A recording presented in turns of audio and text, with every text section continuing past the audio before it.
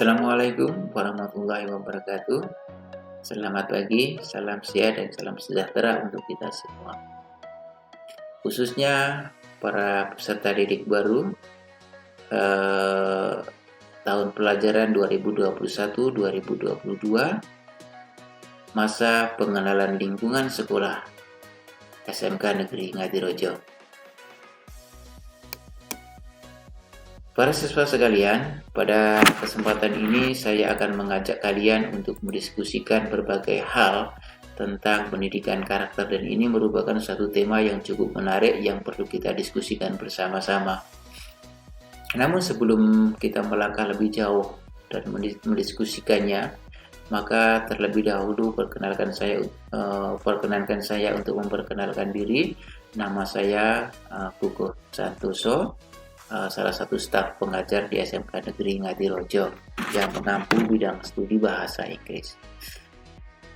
Para siswa sekalian, kita sedikit flashback ke belakang, di mana ketika kalian masih usia balita, semua orang tua di antara kalian, bahkan orang tua saya juga pernah mengajarkan tentang pendidikan karakter, meskipun tidak disampaikan secara eksplisit melalui satu teori-teori ataupun kata-kata, tapi mereka memberikan contoh-contoh yang baik, kemudian memberikan suatu tauladan yang baik kepada kalian semua, sehingga kalian tumbuh menjadi manusia-manusia yang berkarakter.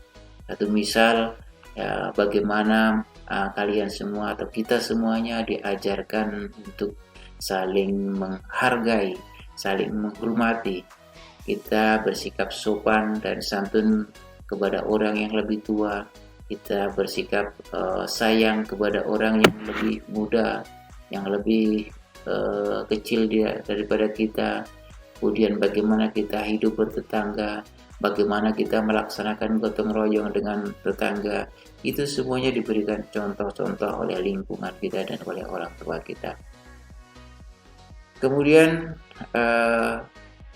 saya coba akan membuka satu cakrawala yang lebih luas, satu pemahaman atau pengetahuan yang lebih luas tentang bagaimana kehidupan di negara-negara maju seperti Jepang, Korea, Cina, Australia, Amerika, dan sebagainya, dan banyak sekali di negara-negara lainnya. Bagaimana mereka memiliki kesadaran yang baik terhadap karakter. Nah, seperti contoh misalkan di Jepang. Nah, kalau kita lihat bagaimana Jepang ini memiliki kebiasaan tertib antri. Nah, jadi ketika mereka mengunjungi petokoan ataupun mereka pergi ke teller bank, ya, ini tertib antri ini sangat menjadi satu budaya di Jepang, sehingga dengan kesadaran yang tinggi mereka selalu melaksanakan, ya, tertib antri ini. Di satu sisi tertib buang sampah. Nah, ini kalau di Jepang, masyarakat Jepang ketika mereka keluar rumah, mereka membawa kantong kresek. Apa fungsi daripada kantong kresek tersebut? Yaitu untuk menampung sampah-sampahnya sendiri. Ketika mereka makan di jalan kemudian tidak menemukan tempat sampah, maka kantong kresek atau kantong plastik tersebut digunakan untuk membungkus sampah. Dan bahkan jika ada sampah yang bercecer di jalan, mereka dengan kesadaran yang tinggi mereka mengambilnya. Inilah salah satu contoh-contoh masyarakat yang memiliki karakter yang bagus. Mereka juga menghargai waktu, ya, jadi jika ada waktu yang luang, mereka gunakan untuk membaca dan mengupdate informasi yang mereka butuhkan. Nah, kemudian apa pendidikan karakter itu?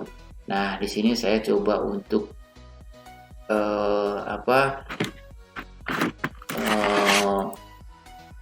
memberikan pandangan yang saya ambil dari beberapa ahli ya tentang definisi daripada pendidikan karakter. Di antaranya salah satunya adalah Suyanto ya, yang mendefinisikan karakter itu sebagai cara berpikir dan berperilaku yang menjadi ciri khas tiap individu untuk hidup dan bekerja sama, baik dalam lingkungan keluarga, masyarakat, bangsa maupun negara. Elgin juga memberikan suatu pengertian yang sedikit berbeda, tetapi dia menekankan pendidikan karakter itu kepada seorang guru yang akan mentransformasikan etika, nilai-nilai karakter itu kepada peserta didik, yaitu suatu metode pendidikan yang dilakukan oleh tenaga pendidik untuk mempengaruhi karakter murid. Di dalam hal ini terlihat bahwa guru bukan hanya sekedar mentransformasikan atau mengajarkan ilmu pengetahuan, tetapi juga mampu menjadi seorang teladan. Thomas Lincona juga memberikan satu pandangan yang sedikit berbeda, bahwa pendidikan karakter adalah satu pendidikan untuk membentuk kepribadian melalui pendidikan budi pekerti yang hasilnya terlihat di dalam tindakan nyata seseorang, yaitu melalui tingkah laku yang baik, jujur, bertanggung jawab, menghormati hak orang lain, dan kerja keras, dan sebagainya.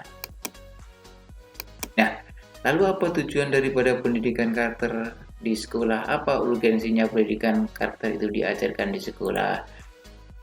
Nah, pada dasarnya tujuan utama daripada pendidikan karakter itu adalah untuk membangun bangsa yang tangguh, di mana masyarakat berakhlak mulia, bermoral, bertoleransi, dan bergotong royong.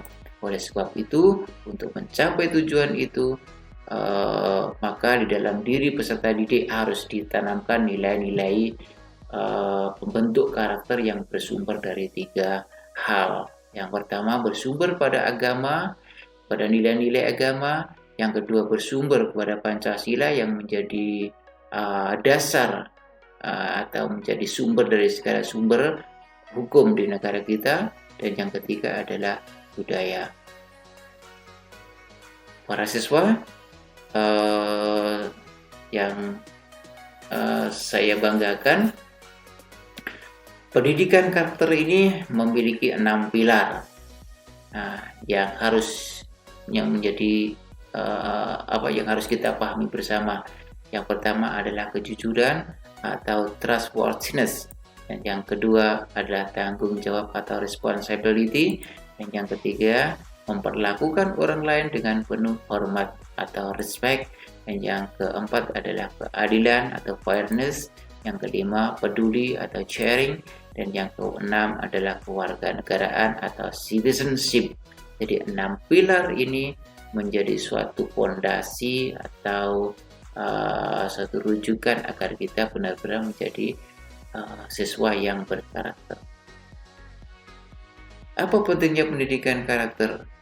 Nah, di sini saya coba untuk mengupas 3 hal dari pendidikan karakter. Di antaranya yaitu dapat membentuk individu yang menghargai dan menghormati orang lain dan dapat hidup di dalam masyarakat yang majemuk. Nah, kemudian juga pendidikan karakter itu merupakan satu cara yang terbaik untuk membentuk perilaku individu. Jadi ketika kalian masuk di dunia kerja dan dunia usaha, maka ini menjadi satu nilai tambah bagi pribadi kalian.